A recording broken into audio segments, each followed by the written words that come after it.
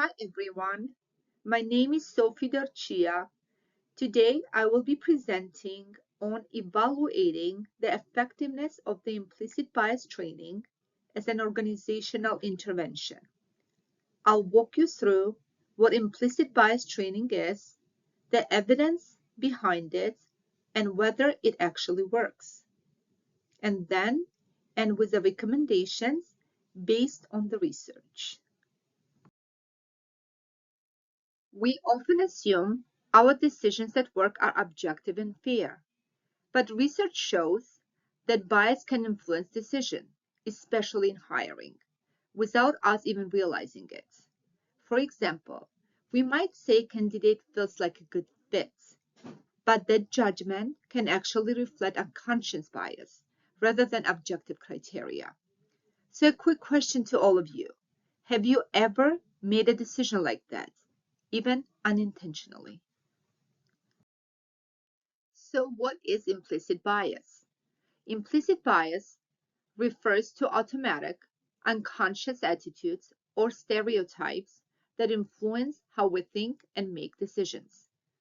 These biases are shaped by our experiences and environment, and they operate outside of our awareness, which makes them especially difficult to control. In the workplace, this can show up in several ways. For example, during hiring, resumes may be judged differently based on perceived race or gender. In performance reviews, subjective expectations can influence evaluations. And even in promotions, decisions may favor individuals who are similar to decision makers, often referred as culture fits. So why it's a problem? Implicit bias becomes a problem because it directly impacts important workplace decisions. Research shows that it can influence hiring and promotion outcomes, often contributing to unequal opportunities across different groups. It can also affect fairness, reduce trust within teams, and negatively impact collaboration.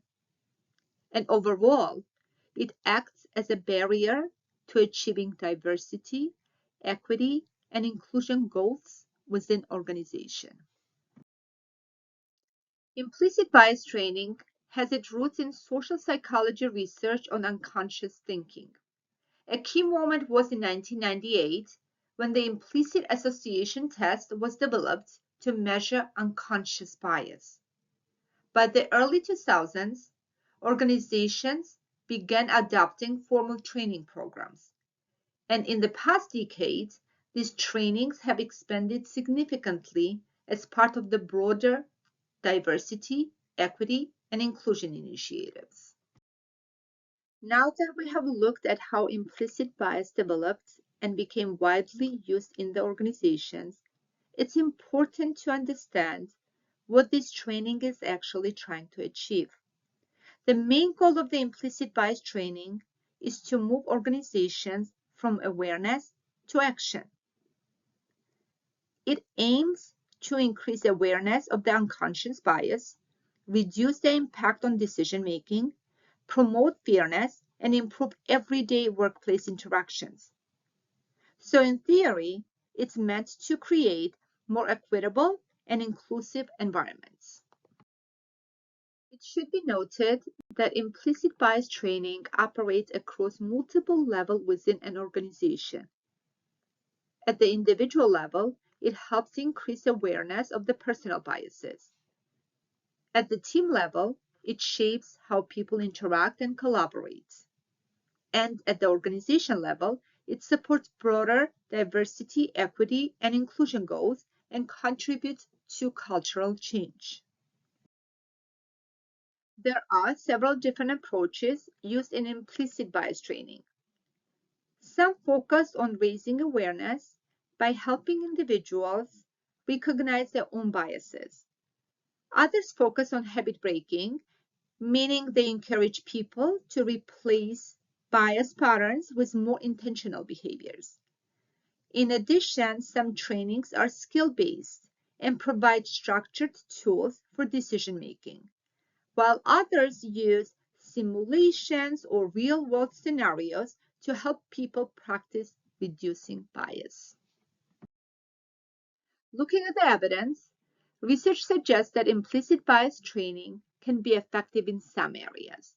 For example, it increases awareness and helps participants recognize their own biases. It also encourages reflection, leading people to think more critically about their decision. However, the key limitation is that it is difficult to keep people engaged over time, and the effects of the training often don't last. Building on what we just saw in the evidence, there are a few key limitations of implicit bias training. First, there is a limited long-term change. While awareness increases, it often fades over time without reinforcement. Second, many programs focus on awareness and don't address the broader system or structures where bias actually occurs. And third, there is a risk of the backfire. In some cases, training can increase defensiveness or resistance. So overall, while awareness is a good starting point, it's usually not enough on its own to create the lasting behavior change.